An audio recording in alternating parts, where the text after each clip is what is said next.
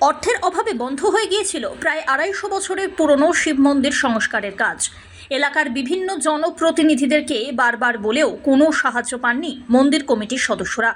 এই খবর জানতে পেরে এলাকার বিশিষ্ট ব্যবসায়ী তথা সামাজিক মাধ্যমে ভাইরাল হওয়া গরিবের বন্ধু মতিবুর রহমান সাহায্যের হাত বাড়িয়ে দেন।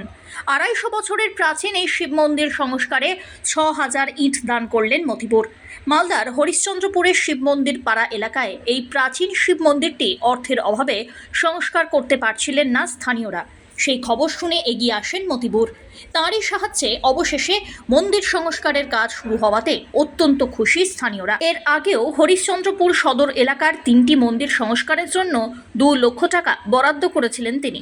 হরিশ্চন্দ্রপুর এলাকায় যেখানে দায়িত্ববান জনপ্রতিনিধিরা কোনো কাজেই আসছেন না, সেখানে মানুষের পাশে দাঁড়াচ্ছেন গরিবের বন্ধু মতিবুর রহমান।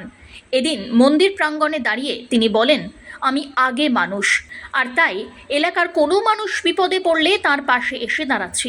কোনো ধর্ম নয়, মানবিকতার পাশে আমি বারবার রয়েছি।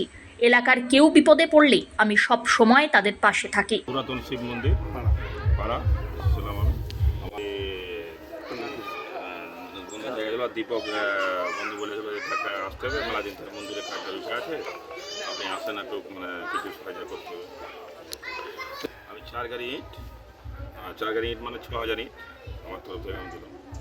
আচ্ছা দেখেন, আমি মানুষকে ভালোবাসি, আর আমার কাছে যে যায় তাকে আমি মদত করি। এরই নাম হলো গরিবের বন্ধু।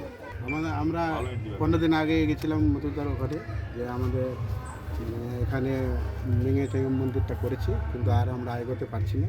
তার জন্য ওই চূড়ার জন্য আমরা আবেদন করতে গেছিলাম। Bureau report.